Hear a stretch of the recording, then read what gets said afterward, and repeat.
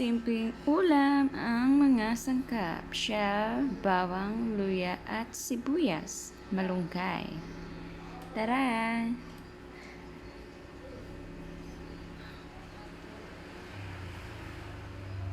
Una pong gagawin natin ay magigisa po tayo ng bawang, luya at sibuyas.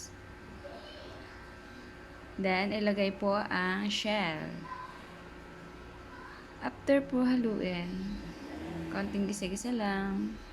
Then, ilagay po natin ang tubig.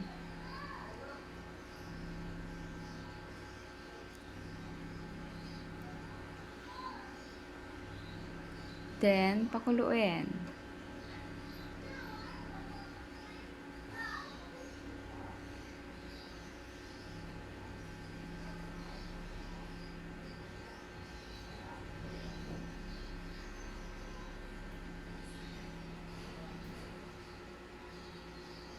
Ayan, kumukulo na. After natin haluin, ilalagay naman natin ang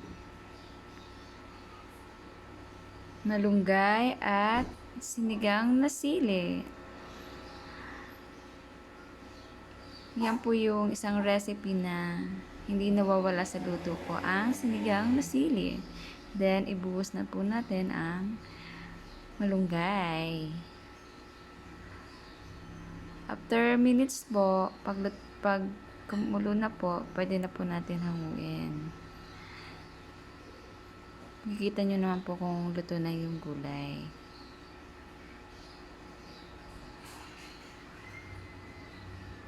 Ayan, luto na po.